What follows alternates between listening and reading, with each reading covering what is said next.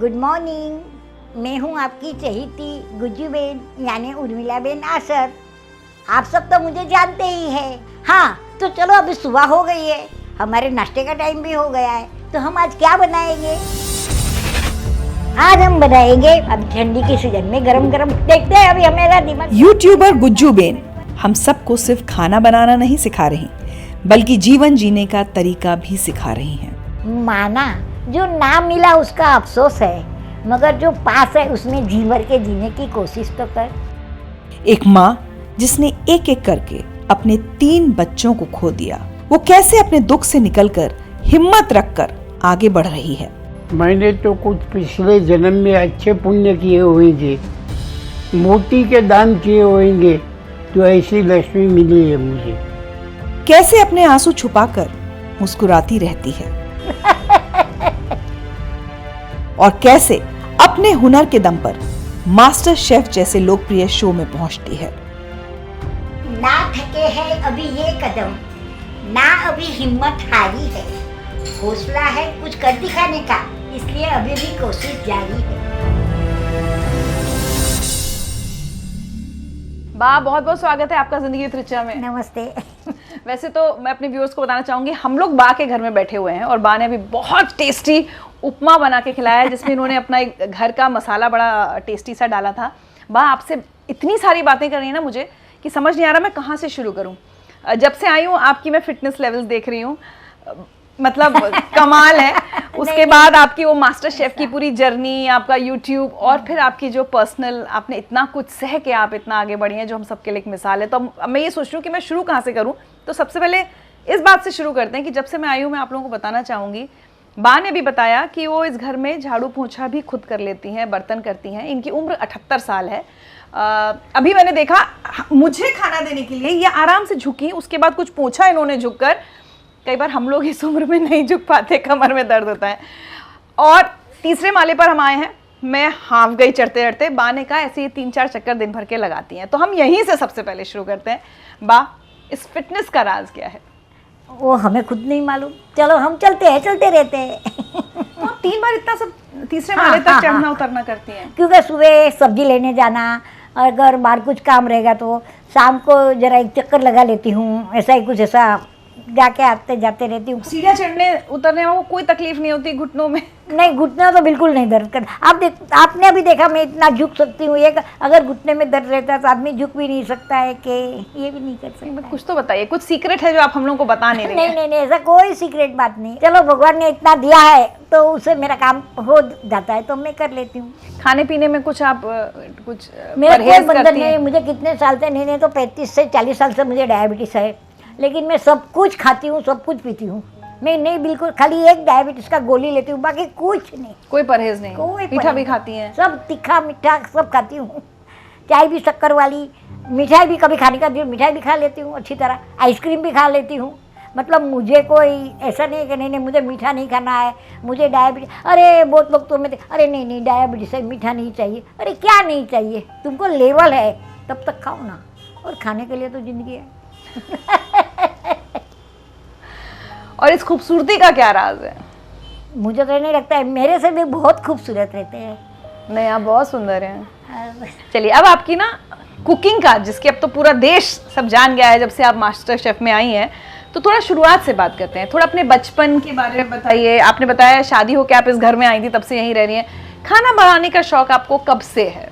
खाना बनाने का शौक मुझे बचपन से है, और हमारे घर में क्या ठाकुर जी की सेवा थी, तो उसके लिए हमें अलग अलग कुछ बना के भगवान को भोग जराना लगता है। अच्छा। तो हमारे घर में बहुत सारी चीज़ें बनती थी, तो हम हमारी मम्मी का, दादी का हाथ बढ़ाया करते थे। मुंबई की रहने वाली हैं? हाँ, मुंबई के ही रहने वाले, तो हम लोग भी उसका हाथ बढ़ाते रहते। ऐसे करते करते हमें भी शौक जागा कि हमें भी कुछ बनाना है। अभी मैं आपको बताती हूँ, मैं मास्टर शेफ में गई, वहाँ से मुझे अच्छा और भी कुछ अभी के ज़माने का खाना बनाने का सीखने को मिला। हाँ, लेकिन नॉनवेज मुझे बनाना भी नहीं आता है और मुझे पसंद भी नहीं है, मैं खाती भी नहीं हूँ नॉनवेज। तो अब आपको दूसरे के हाथ का खाना अच्छा लगता है या नहीं, सिर्फ अपना ही पसंद है? नहीं, ऐसा नहीं। कुछ जो भी कुछ रहेगा, देखो अनाज है, बनाना है। आज आप कुछ भी बना के देंगे, मैं तो नहीं ये अच्छा नहीं हुआ, ये मुझे अच्छा नहीं लग रहा है, आपको भी बुरा लगेगा। हाँ लेकिन वही, अरे इसमें थोड़ा नमक कम है, कि थोड़ा नींबू डालती तो मज़ा आ जाता, थोड़ा शक्कर डालती तो मज़ा आ जाता, तो आपको बुरा भी नहीं लगेगा। और मेरा कहना यही है कि मुझे ये वाला पसंद है। थोड़ा स्वाद अच्छा हो सकता है। चलिए, तो आप 60 साल पहले करीब शादी होके इस घर में आई, हाँ, तब की जिंदगी के बारे में बताइए। मैं तो पहले बहुत रीच घर से आई हूँ। अच्छा। शादी के बाद हमें 19 साल में बड़ा बेटा हुआ, 21 साल में दूसरा बेटा हो गया और 23 साल में एक लड़की हो गई। यहाँ तक हमारी सब अच्छी तरह चल रहा था। बच्चे भी होने लगे, हमें घर की ज़रूरत भी पड़ने लगी, इनकम की भी ज़रूरत पड़ने लगी। तो हमने सोचा हम क्या करेंगे। फिर मुझे लगा हमें इतना अच्छा खाना बनाना था, क्यों ना हमको और लोगों के घर में जिसको ज़रूरत रहे हुए उसके घर में जाके खाना पका के आ जावे। 1-1.5 घंटे का तो काम है, पैसे का पैसा मिलेगा, काम का काम होगा। तो वैसे हमने ये काम की शुरुआत की। अच्छा, तो आप लोगों के घरों में जाके खाना बनाने हाँ, लगे। खाना बना रही थी। अच्छा, खाना बनाने के अलावा भी आपने कोई काम किया है? हाँ, खाना बना हुआ। पहले शादी करके आई तब तो मैं कुछ खाना पीना बनाने को नहीं जा रही थी। तब मैं फॉल बिल्डिंग का काम करती थी घर में, सिलाई का काम करती थी, फिर हैंड एम्ब्रॉयडरी का काम करती थी। बहुत मैंने काम किया है, बहुत काम किया। ऐसा बोलूँगी तो चलेगा आपको। मतलब आप हमेशा से होम मेकर के साथ साथ एक वर्किंग वुमन भी रही हैं। आपने पैसा हाँ। हमेशा अपना कमाया है। मैंने पार्लर ग्लूकोज में भी, फैक्ट्री में भी काम किया है। अच्छा। हाँ, बा, आपके साथ बहुत सारी ट्रेजेडीज भी हुई हैं आपके जीवन में, जिसमें मुझे लगता है सबसे पहली बहुत छोटी अपनी बच्ची को आपने खो दिया। वो क्या घटना थी, कैसे हुआ? कुछ नहीं, वो चाली में खेल रही थी। हमारी चोल सिस्टम है तो चोल में खेल रही थी, तो वहाँ से एक डंडा निकल गया, तो वहाँ से वो ऊपर से नीचे गिर गई। तो हमारी एक लेडी थी खड़ी सी बाहर, उसने देखा तो वो मैक्सी पहना था, तो ऐसा गोल गोल मैक्सी में वो हवा बहते गोल गोल घूम के ऐसा नीचे गिरी। तो थोड़ा टाइम 20-25 मिनट जिंदा थी। तब इसको हरकिशन दास हॉस्पिटल थी, बाद में लेके गए।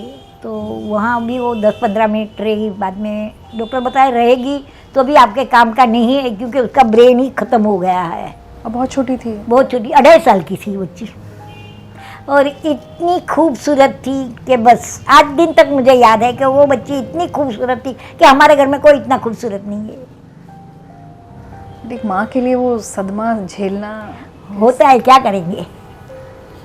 और तब आपकी क्या उम्र रही होगी? आप 25? नहीं, तभी 26-27 साल की उम्र। और वो आपकी बच्ची सबसे बड़ी थी? सबसे छोटी। छोटी थी।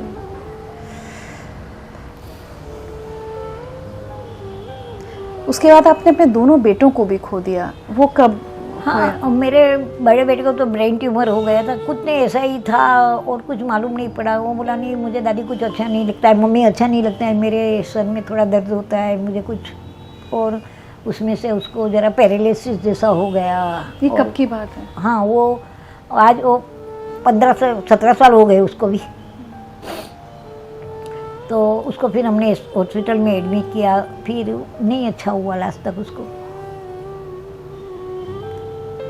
और छोटे बच्चे को तो ऐसा ही रास्ते में हार्ट फेल हो गया उसका। हम तभी टिफ़िन सर्विस भी करते थे। हमने बहुत स्ट्रगल किया है हमारी ज़िंदगी के साथ। तो बच्चा टिफ़िन देने को जाता था, टिफ़िन दे के आया और ये गिरगांव कोर्ट के पास गिर गया तब तो हार्ट फेल हो गया उसका। और ये कितने साल पहले की बात है? ये 8 साल 9 साल पहले की बात है। दोनों बेटों की क्या उम्र थी जब वो? एक की 45 और एक की 43-44। तो जब आपके छोटे बेटे गए होंगे तब तो आपको लगा होगा कि मतलब तीनों अब बच्चे मेरी चले वजह से गए। मेरी दुनिया ही खत्म हो गई है। अब मेरे बच्चे नहीं रहे, मैं क्या करूँगी। फिर भी उसके बच्चे को देख के मुझे जीना है। आज मैं इतनी हिम्मत हार जाती कि नहीं, और मैं रो के मैं कितना रो के बैठती और किसको समझाती। तो ये सब फिर बाद में हमें भी देखना, उसके बच्चे लोग को भी देखना था, पढ़ाना था। और आपको मालूम है, एक तो इतना बड़ा हादसा हो गया कि हर्ष MBA का पास हो गया, रिजल्ट दूसरे दिन, अगले दिन उसका पापा एक्सपायर हो गए, दूसरे दिन उसका MBA का रिजल्ट आ गया कि वो पास हो गया है। तो वो इतना रोया कि आज मेरे पापा होते तो कितने खुश होते। हर्ष आपके छोटे बेटे के बेटे? हाँ, मेरा छोटे बेटे का बेटा है। और अभी मेरा बड़ा बेटे का बेटा है, वो अभी कनाडा पढ़ने गया है। और उसका भी हमारे साथ तो बहुत, मेरी बहू का एक्सीडेंट हो गया, वो जल गई थी पूरी। तभी उसका बड़ी बहू तो सबको ग्रेजुएट किया, बच्चे को पढ़ा के लिखा के। और अभी तो क्या ज़माना क्या है कि सबको अच्छी पढ़ाई चाहिए। लेकिन मैं समझने की कोशिश कर रही हूँ, जिस एक महिला ने अपने 3 बच्चों को खोया, फिर आप कह रही हैं बड़ी बहू जल गई, फिर आप पोते का एक्सीडेंट हो गया। पोती का भी हो गया और पोते का भी हो गया। मतलब बहुत बहुत बहुत ही मेरे को लगता है क्या है मेरी ज़िंदगी में, बस यही है, सबका करना, सबका कष्ट उठाना, यही है क्या मेरी ज़िंदगी।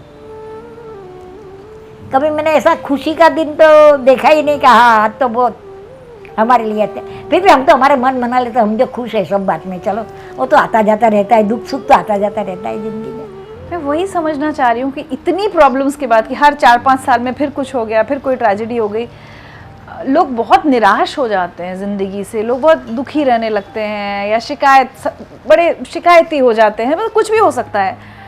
आप आज भी इतनी खुश, इतनी लाइवली दिख रही हैं, खाना बनाती हैं, इतनी एक्टिव हैं, वो आपने अपने अंदर ये हिम्मत आप कहाँ से लेकर आई? वो हिम्मत तो भगवान ही दे रहा है, क्योंकि हिम्मत, मैं एक बोलती हूँ, हिम्मत तो सबको रखना चाहिए। और सबके घर में आदमी लोग जाते हैं, ऐसा कोई नहीं है कि मेरे घर में कोई आदमी नहीं गया है, आज नहीं तो कल जाने वाला है। ये तो हिम्मत नहीं रखोगे तो आप आगे कैसे आओगे? अगर आप भी रोने बैठ जाओगे, अभी मैं रो के बैठ जाती तो क्या होता? मैं इतनी आगे ही नहीं आ सकती थी, मैं ये सब कर ही नहीं सकती थी अगर मैं वो टाइम पे रो के बैठ जाती थी। अभी मेरे को कभी कभी रोना आ जाता है, मैं अकेले रो लेती हूँ, क्या करूँ, बच्चे तो याद आते ही है, तो कभी अकेले में रो लेती हूँ। उसका ये नहीं है कि हमें भी याद नहीं आते हैं, पर थोड़ा बहुत संभाल लेती हूँ।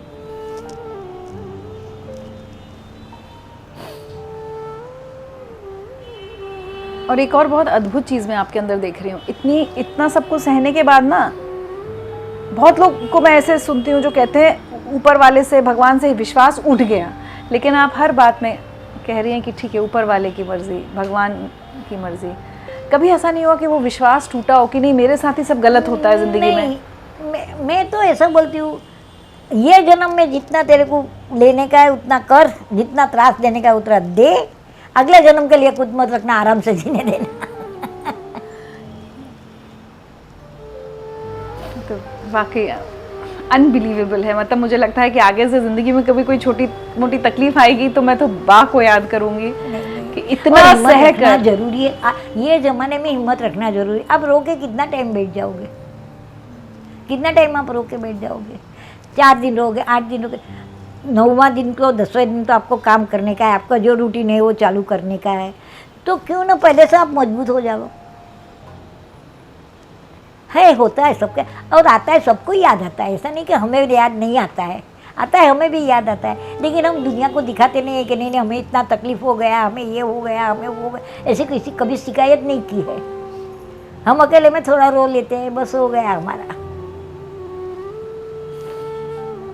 तो आपने बताया कि आपके बेटे कहीं टिफिन देने देने को जा गए, रहे थे, हाँ। तो ये टिफिन का काम आपने कब से शुरू किया था? नहीं, टिफिन का काम हमारा पहले से ही शुरू, बच्चे पढ़ रहे थे, बच्चे का इतना पढ़ाई लिखा का भी 3 बच्चे का भी खर्चा तो रहता है पढ़ाई लिखाई का, तो और हमें इतना इच्छा था, हम नहीं पढ़े तो कुछ नहीं, हमारे बच्चे लोग पढ़ के बड़े हो जाए और कुछ बने, तो ऐसा हम मिलजुल के ही काम करके हमारा परिवार चलाते थे। तो लगभग कितने घरों में आप उस समय टिफिन सप्लाई करते थे? और उस समय यहाँ एक बैराम जी हॉस्पिटल करके है चन्नी रोड के पास, वो हॉस्पिटल वाले भी हमारे पास से 4-5 टिफिन तो रोज़ लेते ही थे। बाहर हमारे जाते थे 8-10 टिफिन, मतलब रोज़ 12-13 टिफिन का हमारा। तो वो काम लगातार आपका चल रहा था? छोटा बच्चा चला गया, बाद में हमने टिफिन का बंद कर दिया काम, क्योंकि टिफिन पहुंचाने को, सब सब्जी लाने को, ये सब कौन करता, तो फिर हमने ये टिफिन का काम बंद कर दिया। और बाद में हम लोग ने ये किचन चालू किया, बाहर क्लाउड किचन करके छोटा सा किचन चालू किया हमने, पर ये सब कब हुआ? लॉकडाउन के बाद।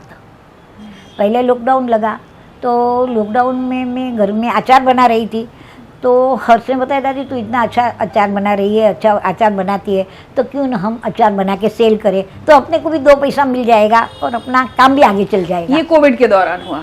कोविड में, हाँ। अचार, और कोविड में क्या, किसी को काम नहीं था, किसी को वो नहीं था, तो हमें लगा क्यों ना हमारे जैसी 3-4 लेडी को हम साथ में लेके मिलजुल के काम करेंगे, तो हमारा ये इसका काम भी, अचार का काम भी चलेगा। आप नहीं मानोगे, 1 महीने में हमने 450 किलो अचार तैयार किया और उसको सेल किया। सब तरह का अचार? हाँ, सब तरह का अचार, और हमने उसको सेल किया। जब आदमी को पसंद आया होगा तो ही उतने इतना लिया होगा। और 8 दिन तक हमारे कस्टमर बहुत ही है जो अचार हमारे पास मंगाते हैं। अब ये मालूम है एक जगह से मुझे 20 किलो का अचार का ऑर्डर आया, मैंने सब तैयार करके रख दिया, 20-20 किलो अचार बना दिया। और ऐसा छोटा मोटा तो बहुत ही अचार होता है। तो ये काम आपने कोविड में किया? हाँ, ये काम कोविड में अभी भी मेरा चालू है, इस साल भी। और गुज्जू बेन का नाश्ता? बाद में शुरुआत हुई गुज्जूबेन का नाश्ता की, क्योंकि हमने ये काम अचार का तो हमारा पूरा हो गया, अब क्या करेंगे, कोविड तो बढ़ गया। और कोविड में बाद में हमने सोचा क्यों ना हम अभी सबको नाश्ता भेजें, तो नाश्ता जाएगा तो हमारा भी काम होएगा। अभी देखो पैसे की ज़रूरत तो सबको है। उसके बाद कोविड में हमने बड़ी बड़ी बॉम्बे की 10 सोसाइटी के ऑर्डर्स लेते थे। हमने उसने फेसबुक पे डाला था कि हम नाश्ता बनाते, ये नाश्ता बनाते, ये बनाते, तो सब लोग हम और सबका 8 दिन का 8 सोसाइटी का सबका अलग अलग बना के भेजते थे। उसमें हम पौवा भेजते थे, साबुदाना खिचड़ी भेजते थे, सूखी भाजी, थेपला, दही वड़ा, भेल, सेव पूरी, सब ऐसा अच्छा अच्छा नाश्ता बना के भेजते थे सबको। तो सोसाइटी वाले हमको ऑर्डर देते थे कि हमें इतना पहुंचाना, तो शाम को हम टैक्सी करके या हमारा फ्रेंड का गाड़ी रहता है उसमें सोसाइटी में जाके सबको दे देते थे, पैसा ले लेते थे, आ जाते थे। ऐसे करते करते हमने, क्योंकि तभी खाना भी नहीं मिलता था किसी को, बाहर होटलें बंद थी, एक तो कोविड के पेशेंट भी इतने बढ़ गए थे। तो और कोविड जिस हॉस्पिटल में कोविड के पेशेंट को खाना देते थे वो लोग, तो हम कभी उपमा है, कभी ढोकला है, कभी पौवा है, ऐसा कुछ भी हम भी भेजते थे हॉस्पिटल में। उसका हमें पैसा नहीं लेते थे, ऐसे ही हम फ्री सेवा करते थे उसकी। अच्छा। और हमारे कुछ बचा कुचा रहता तो रात को हम नीचे जाके, वो लोग बैठते हैं जो रास्ते पे जिसको खाना भी नहीं मिल रहा था, उसको कुछ ना कुछ देते, थोड़ा थोड़ा छोटा छोटा पैकेट बना के लेके जाते, उसको देते थे। और ये काम करने का आपको प्रेरणा आपके पोते हर्ष ने दी, उनके कहने पर आपने शुरू किया? हाँ, फिर हम बोला कि चलो हम, हमारे पास तो मेहनत है, तो क्यों ना हम बना के सबको खिलावे और देवे। देखो दुआ भी मिलेगी और पैसा भी मिलेगा, दोनों साथ में है। आज गरीबों को खिलाएंगे तो दुआ मिलेगी और हमारा जो काम काज का पैसा मिलेगा। तो आपका कोविड में ये काम बहुत अच्छा हाँ, चला? बहुत अच्छा हुआ। उसके बाद हमने क्लाउड किचन चालू किया, तो हम घर में दाल, चपाती, चावल, भाजी, 2-3 जात का, हम सब्जी 5-6 जात का सब्जी बनाते थे, दाल, चावल, पराठा, रोटी, चपाती, सब ऐसा बना के, पापड़, ये सब बना के हम लोग देते। सूखा नाश्ता है तो वो सब हम बेचते थे। अच्छा, अभी बताइए मास्टर शेफ में कैसे पहुंची आप?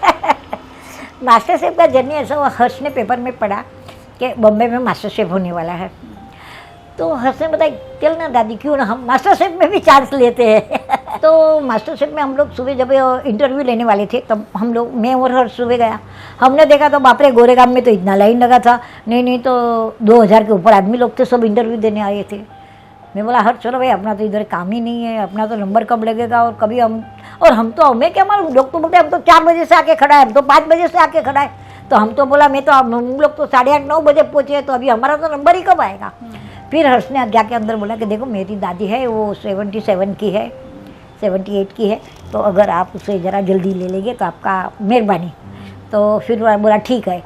और मैंने देखा सबने तो इतना बड़ा बड़ा बक्सा में क्या क्या भर के लाए थे, कुछ मालूम नहीं। और हम तो एक साथ सोचता था, थैली में 2 पूरनपूरी, 1 घी की डब्बी, वो लेके हम तो गए। बोला हमें तो पूरनपूरी दिखाने का है, 2 पूरनपूरी पेश किया कि हमारा यही आइटम हम बनाते हैं, दिया आपको। तो वो बोला ठीक है रखो। फिर हमें कुछ बोला नहीं कि आप सिलेक्ट हुए कि नहीं हुए, कि ठीक है जाओ। तो हम लोग तो घर चले आए। 4 बजे हर्ष को फ़ोन आया कि आप कहाँ हैं, आप तो सिलेक्ट हुए, कहाँ चले गए हो। तो हर्ष बोला हमें तो कोई बोला भी नहीं कि हम सिलेक्ट हुए या नहीं हुए, तो हम तो जाते हैं हमारे घर, हम तो घर पहुँच गए। तो बोला अच्छा कल सुबह ऐसा करो, 4 बजे अपना फिल्म स्टूडियो में आ जाओ, 4 बजे गोरेगांव कल। 50 लोग को सिलेक्ट किया था हमें, तो 10-10 के ग्रुप में जाके सबको खुद का वैरायटी बना के दिखा, वहाँ ही वैरायटी बनाना, वहाँ ही दिखाना था। तो क्या बनाया आपने? मैंने बनाया पात्रा। अच्छा। तो पात्रा तो वो लोग को इतना पसंद है, मेरा 3 बार पात्रे का इंटरव्यू उधर हुआ। उनको खाने का मन होगा इसलिए बार बार बनवा रहे होंगे। तो वो बोलता पात्रा ही बनाओ, तो उस दिन पात्रा बना के भेजा, तो उसको बहुत अच्छा लगा। फिर मेरा दूसरा इंटरव्यू हो गया, तो उसने बोला आप तो पात्रा ही बनाओ। और क्या हुआ, वहाँ में गई तो किसी ने अड़ू के पान को हाथ नहीं लगाता, अड़वी के पान को किसी ने भी हाथ नहीं लगाया। मैं बोला लाओ ने पतला बना देते हूँ जैसा वो ऐसा, अपना दिल में तो ऐसा ही रहता है, अच्छा होता है तो हमको भी मालूम है कि हमारा अच्छा ही होगा। फिर भी मैं लाओ ना, अभी पात्रा वही ना, अरबी के पत्ते को अरबी के बेसन पत्ते का, में हाँ, लपेट हाँ, के बेसन बनाते क्या हैं। टेस्ट करते हैं वो। ये थोड़ा सा मुझे भी पता है। हाँ, तो वो मैंने बना दिया तो वो लोग को बहुत पसंद आया। फिर दूसरे दिन हमें बोला आप आपको आप यहाँ भी सिलेक्ट हो गए हैं तो आपको कल सुबह 4 बजे गोरेगांव स्टूडियो में जाना है, वहाँ सेब के सामने आपको कुछ डिश बना के दिखानी है। तो उसी ने बोला आप ही पात्रा ही बनाओ वापस। अरे फिर पात्रा बनाया? वापस पात्रा।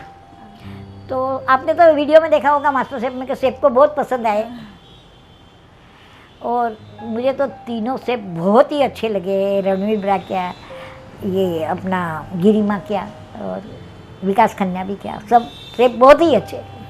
बहुत प्यार मिला आपको शो? बहुत प्यार मिला। और मास्टर शेफ का अनुभव भी मेरा कुछ अलग रहा। हमें लगा हम सुनते हैं लेकिन ये क्या है ये हमें मालूम नहीं था, मास्टर शेफ क्या है। अच्छा, आप घर पे बैठ के पहले शो देखती थी?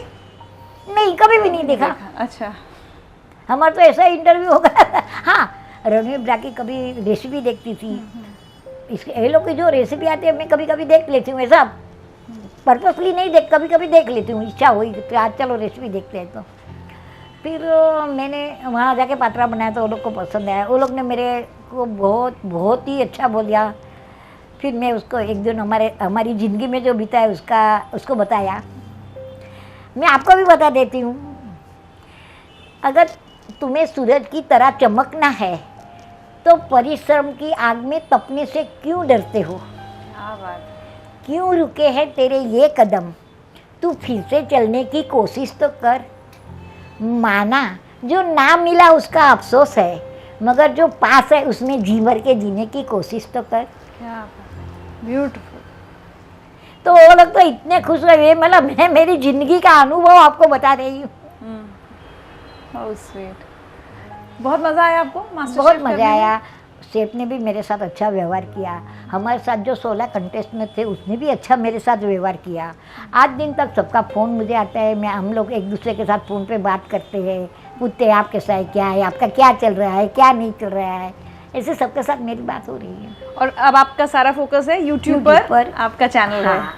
तो अब यूट्यूब पर आप रोज़ कुछ ना कुछ डालती हैं खाना बनाकर? रोज नहीं, 3-4 दिन में एक रेसिपी डालती कैसे डिसाइड करती हैं कि आज मैं कौन सी रेसिपी शेयर करूंगी? हूँ। मैं ऐसा मैं सोचती हूँ कौन सा रेसिपी हो गया आज मैं क्या, अब कभी मैं होटल में जाती हूँ और कुछ भी मुझे अच्छा लगता है कि ये नया है तो मैं वो बनाने की कोशिश करती हूँ। तो कैसे आपका शूट होता है यूट्यूब का चैनल का सारा, कैसे करते हैं? मैं घर में ही करती हूँ यूट्यूब का सारा चैनल, ये हमारे यहाँ ही लगाती हूँ, सेट करती हूँ और उसमें भी मैं करती खुद हूँ। कर लेती हैं? नहीं, वो हर हमारा ये करता है, सब फोटोग्राफी वगैरह सब शूट आउट करता है और फिल्म बनाने को बात देता है। तो अच्छा खासे सब्सक्राइबर्स हो गए हैं आपके यूट्यूब का भी? उससे कुछ आमदनी होने लगी, पैसे आते हैं? हाँ, पैसे आते हैं, लेकिन कितना कष्ट किया है वो तो और ये यूट्यूब करना कुछ सही बात नहीं है।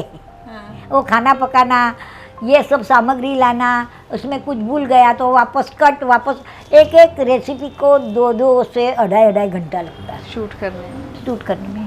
अच्छा, कभी मास्टर शेफ में आपको ऐसा लगा कि मैं तो बड़ी अपने सब ट्रेडिशनल खाना बना रही हूँ घर का ऐसा, और ये जो दूसरे कंटेस्टेंट्स हैं जो थोड़े यंग हैं इनको मुझसे ज़्यादा आता है, कभी आपको वो प्रॉब्लम हुई? हाँ, जब भी मास्टर शेफ में मुझे नॉनवेज का वो केक बनाने का था, मेरे से पूरा नहीं हुआ, लेकिन मेरे साथ जो प्रियंका करके लड़की थी उसने मुझे हेल्प किया, तो थोड़ा जज को भी थोड़ा, और जज भी अच्छे थे। अभी देखो ये अपना विकास खन्ना भी आके मुझे बताता था, गिरिमा भी आके बताई कि आप ऐसा करिए, ऐसे बनाइए, तो मुझे सबका हेल्प मिल रहा था, क्या बना रहे हो, कैसे बना रहे हो। और हम तो गुजराती लोग रहे तो हमें तो जो हमारा पुरानी रेसिपी है वही आती है, हमें नई रेसिपी में नहीं आता है कुछ। हाँ, लेकिन मैं सीखती हूँ, मुझे सीखने का अभी भी शौक है।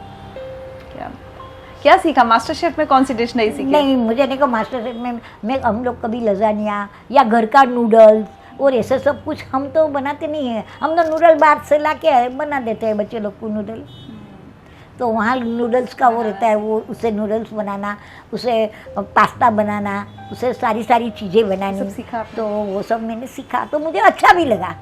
चलिए आपको कुछ सुनवाते हैं। जय श्री कृष्ण बा, कैसे हो आप? पहचाना मुझे? हाँ कमलदीप हम जी। तो आपको नहीं भूले, मास्टर शेफ से वापस घर भी आ गए, पर आपकी यादों को अपने दिल में लेकर बहुत कुछ सीखने को मिला, बहुत कुछ सिखाया बा आपने हमें। आज भी मुझे वो याद आता है कि जैसे चोट लगी और कैसे आप मेरे कमरे में आए, मालिश की, ट्यूब लगाई और एक बच्चों जैसी केयर की आपने। सच में बा एक ट्रू इंस्पिरेशन हो आप सब हम यंगस्टर के लिए। तो बहुत कुछ सीखा है और बहुत कुछ सीख के आपकी सीख को अपने साथ यहाँ लेके आए हैं। जय श्री कृष्णा बा। एक और है। हाय बा, केम छो? बस मैं मजामा छो। बा मैं आपको बताना चाहता हूँ कि मुझे मेरी नानी से बहुत ज़्यादा प्यार था, और जब मैं आपसे मिला तो आप बिल्कुल मुझे मेरी नानी जैसे लगते हो। बहुत क्यूट हो आप, बहुत स्वीट हो, और मैं खुद को बहुत फॉर्चुनेट समझता हूँ, बहुत लकी समझता हूँ, सौभाग्यशाली समझता हूँ कि मुझे आपके साथ रहने का, आपके साथ टाइम स्पेंड करने का चांस मिला। आप सच में एक इंस्पिरेशन हो, एक मोटिवेशन हो। मुझे याद है हम जब शूट चलता था, हम सब लोगों को 12-13 घंटे खड़े रहना पड़ता था और हम सब लोग थक जाते थे, लेकिन बा बिल्कुल नहीं थकती थी। इतनी पॉजिटिव और इतनी पॉजिटिविटी की, मतलब उनकी वाइब, उनकी एनर्जी इतनी पॉजिटिव है। हम सब लोग ऐसे टेंशन लेते थे कि क्या बनाएंगे, क्या टास्क होगा, क्या होगा, बट बा वाज लाइक हो जाएगा, बना लेंगे, खाना ही तो बनाना है। तो वो पॉजिटिव एनर्जी हमें भी मिलती थी। तो और मुझे याद है मैं बा के घर गया तो उनका घर 3rd फ्लोर पे है और बा स्टेयर्स यूज़ करती हैं। तो मुझे खुद को ऐसे हो रहा है यार मैं थक रहा हूँ, बा तो बिल्कुल नहीं थकती हैं। टच वुड, आप ऐसे ही बने रहिए, ऐसे ही एनर्जेटिक बने रहिए। और जिस टास्क में आप पास्ता बना रहे थे, हमने एक राइम बनाया था आप पे, आप गुस्सा मत करना, बट हमने ऐसे बनाया था गुज्जू बहन का नाश्ता, बा बनाएंगी पास्ता। तो हम जल्दी आने वाले हैं आपसे फिर से वो पास्ता टेस्ट करने। तो टिल देन आप ऐसे ही बने रहिए, ऐसे ही एनर्जेटिक रहिए। We all love you, I love you, thank you so much. मैं खुद को बहुत प्रिविलेज्ड समझता हूँ कि मैं आपको जानता हूँ और आप मुझे जानते हो। See you, bye bye. Bye bye. गुरु की रहती है। ये लोग आए थे हमारे घर। एक अलग परिवार आपका बन गया वहाँ हाँ, और नहीं वो लोग सब अच्छे, मैं भी, हम अच्छे तो सब अच्छा। आज तुम हमें मिले, आपको लगा कि हाँ ये अच्छे हैं, तो हम भी अच्छे, आप भी अच्छे हैं। और आप तो फेवरेट बा लग रही है मुझे। हाँ, मास्टर साहब में मुझे बाकी पदवी मिली है। ऐसा तो सब मुझे गुज्जू बहन के नाश्ते से जानते थे, पर जब से मास्टर साहब में गई तब से बा, आज कोई मुझे बाहर भी मिल जाता है, रास्ते में भी कोई मिल जाता है, बहुत से लोग मिलते हैं मुझे, अरे बा आप मास्टर साहब वाली बा है ना? तो मैं बोली हाँ वही हूँ। तो बा एक सेल्फी। मैं बोला ठीक है ले लो। अच्छा, तो आजकल बा की बहुत सेल्फीज क्लिक हो रही हैं। बा, लेकिन एक बात बताइए, इतनी सब प्रॉब्लम्स हुई, आप लगातार लड़ रही हैं, हालातों का सामना कर रही हैं, लेकिन आपको 2 हार्ट अटैक हो चुके हैं। वो कब हुए आपको? वो तो बहुत साल पुराने, बहुत साल हो गए उसको। तो फिर अभी उसके बाद तो दवाई थोड़ी बहुत चालू रखी। अभी तो कुछ नहीं लेती हूँ मैं, दवाई भी कुछ नहीं लेती हूँ। एक खाली डायबिटीज़ है तो उसका एक गोली लेती हूँ बस, उसके बाद कुछ ही दवाई नहीं। अच्छा, कभी हार्ट की चिंता नहीं होती? नहीं होती। लेकिन अभी हाल में आपके हस्बैंड को भी हाँ जरा अटैक जैसा हो गया था, तो उसको भी हमने उसका इलाज कराया। तो उसको स्टेन बिठाने की बात थी, लेकिन डॉक्टर बोला नहीं अभी 82 ईयर्स है, तो आप स्टेन नहीं बिठाएंगे तो अच्छा है। और दवा से काम चलता है, तो और दवा से उसका तबीयत 1 महीना हो गया, अच्छा है। तो आज 78 साल की बा का पूरा दिन का शेड्यूल क्या होता है? 7 साढ़े 7 बजे उठ जाते हैं, चाय पानी बना के पीते हैं, चाय बना लेती हूँ, दूध गर्म कर लेती हूँ, चाय बना के पी लेती हूँ, बाद में थोड़ा 10 मिनट पेपर पढ़ लेती हूँ। अरे वाह। ये हमारा रोड का। बाद में देखती हूँ क्या करना है, सब्जी लाना है कि घर में क्या लाना है, क्या बनाएंगे, नाश्ता क्या बनाएंगे सुबह का, क्योंकि सुबह हमें गर्म नाश्ता ही अच्छा लगता है। हाँ कभी चलो बाहर से जलेबी गाठिया वगैरह कुछ मंगा के खा लेती है, लेकिन इडली डोसा खाना है, कभी ढोकला खाना है, कभी ये तो घर में ही बना लेती हूँ। क्या बात है, मतलब खाने को उपमा है, लेकर बउआ है। आपको खाना खिलाने का, बनाने का, और खाने का सब हो गए। हम आराम करती हैं नहीं करती हैं दिन में? नहीं मैं दोपहर को नहीं सोती हूँ। मुझे दोपहर को कभी मैं कैंडी क्रश खेलूंगी मोबाइल में, या बैठे बैठे थोड़ा टाइम पास कर लूँगी। Candy crush. अच्छा, तो अब इस घर में आप, सर, आपकी दोनों बहुएं, क्योंकि आपके बेटे नहीं हैं अब, और एक पोता आपके साथ, आप लोग इतने लोग इस घर में रहते हैं और सब मिलजुल कर घर चलाते हैं ना, सब कुछ ना कुछ आमदनी कर रहे हैं। और आपके बेटों के जाने के बाद भी आपकी बहुओं ने आपके साथ ही रहने का फैसला किया, ये भी बहुत हाँ बड़ी तो कहाँ जाएगी वो? उसका बेचारी का क्या दोष है? और वो कहा जाए कि हमारे लड़के के साथ शादी करके ये घर में आई है, जैसे मैं आई हूँ वैसे उसका का भी हक है यहाँ रहना। मैं तो ये समझती हूँ, मेरे को ऐसा नहीं मेरा बच्चा चला गया जाओ आप लोग जाओ, ये किसके साथ करना है हमें? वो बहू का क्या दोष है? सास बहू का होता है घर में, देखो बर्तन तो एक दूसरे के साथ टकराते ही है तो आवाज़ तो आता ही है। तो ऐसा कभी हो जाता है, तो कभी वो बोलती है मम्मी सॉरी, मैं कभी बोलती हूँ बेटा सॉरी। कितनी अच्छी बात कही। देखिए कितना कुछ सीखने को है। हमारे घर में रिश्तों में जब तकरार आती है हम मन में इतना बिठा लेते हैं। वो कह रही हैं कि वो अपनी बहू से सॉरी कह देती हैं, कभी बहू सास हाँ से तो सॉरी क्या कह है देती उसमें सॉरी बोलने में? हमारा गुनाह है तो सॉरी बेटा, चलो तुमको बुरा लगा तो सॉरी। है। कभी शिकायत नहीं की भगवान से या कि मेरे साथ ऐसा क्यों कर नहीं अभी की है, बोला बस अभी बहुत हो गया, अभी बंद करो। ऐसा भी बोलते हैं भगवान अभी बहुत हो गया, जितना परीक्षा लेने का तूने ले लिया, अभी जरा बंद करो तो अच्छा है। मैं इतनी रिक्वेस्ट करती हूँ आपको, पैसा ही सब कुछ नहीं है, मन का शांति भी चाहिए। आज आपके पास करोड़ों रुपए लेके जब मन की शांति नहीं तो करोड़ों रुपया क्या काम का आपका? अच्छा हर्ष का एक्सीडेंट कब हुआ और कैसे हुआ? हर्ष का एक्सीडेंट हुआ 2018 में। बहुत बड़ा एक्सीडेंट हो गया हर्ष का। हर्ष का पूरा मुंह फट गया था, उसके 4 दांत गिर गए, जबान कट गई थी, और होंठ भी ऊपर का शायद। होठ ये सब पूरा ही फट गया था। मतलब बहुत बहुत बहुत हमने सहा है कि हमारे से अभी ऐसा होता है, बस हो गया, बस अभी बस। लेकिन आपने हर्ष को बहुत हिम्मत दी और आपकी हिम्मत से शायद हिम्मत उन्हें के साथ हर्ष को बोलूं, एक आपको और भी एक मैंने बनाई है शायरी। गिरने में तेरी हार नहीं, तू आदमी है अवतार नहीं। गिर उठ चल दौड़ फिर भाग, जीत एक साक्षी पथ है जिसका कोई सार नहीं। हर्ष इतना डिप्रेशन में था, हर्ष इतना डिप्रेशन में था कि दादी अब मैं क्या करूं, मैं बाहर कैसे जाऊं, मैं ये कैसे करूंगा, मैं दुनिया का सामना कैसे कर सकूँ? उसमें क्या डरना है? लोग तो कैसे कैसे हो जाते हैं, किसी का मुंह टेढ़ा हो जाता है, किसी के हाथ पैर टूट जाते हैं, ऐसा तो तेरे को कुछ नहीं हुआ है ना। चल उठ चल जा, काम कर शुरू कर, अपना घर को देखने का, अपनी फैमिली को देखना है, खुद तुझको देखना है तुझे। वो इतना डिप्रेशन में आ गया था, बहुत डिप्रेशन में आ गया था। अभी वो तभी वो 30 साल का 28 साल का बच्चा तो आ जाएगा ही ना, वो डिप्रेशन में आ ही जाएगा ना कि मेरी लाइफ ही क्या है। वाकई बा की ज़िंदगी से और इनके ज़िंदगी जीने के तरीके से हम सब के लिए सीखने को कितना कुछ है। कैसे इन्होंने खुद को संभाला, अपनी सारी परेशानियों को भूल कर या सह कर, जो भी कहें, लेकिन सामना किया। और कैसे जब अपने पोते को इन्होंने संभाला, हिम्मत दी जब उनका एक्सीडेंट हुआ और उनको खड़ा किया। हर एक के लिए, सीनियर सिटीजन्स के लिए खासकर मुझे लगता है आपसे सीखने को बहुत कुछ है। क्योंकि कई बार एक उम्र के बाद हम रिटायर्ड जीवन जब जीने लगते हैं तो बहुत शिकायतें करते हैं, बच्चों से भी, हालातों से भी, हर किसी से, या हर कोई बहुत बुरा लगने लगता है हमें। ऐसे लोगों को सीखना चाहिए बात से। आज अगर मैं कहूँगी जितने लोग भी ये इंटरव्यू देख रहे हैं उन सब के लिए आपका क्या मैसेज होगा? बस आप ये अपने को हमारी तरह जीना सीखो और हमारी तरह आगे बढ़ो। हिम्मत कभी मत हारना, मेरा कहना यही है कि आप हिम्मत हारोगे तो आप गए काम से। अगर हिम्मत रख के आप आगे बढ़ोगे आपको कोई तकलीफ नहीं होगी ज़िंदगी में। वाह, बहुत अच्छा लगा। मतलब मैं सच कहूँ, मैं बता नहीं सकती कि कितना अच्छा लगा आपसे बात करके। Thank you. और आप कभी दिल्ली आए तो हमारे घर ज़रूर आइएगा। जरूर। कुछ छोटे छोटे तोहफे मैं लेकर आई हूँ आपके लिए। अरे क्या जरूरत थी।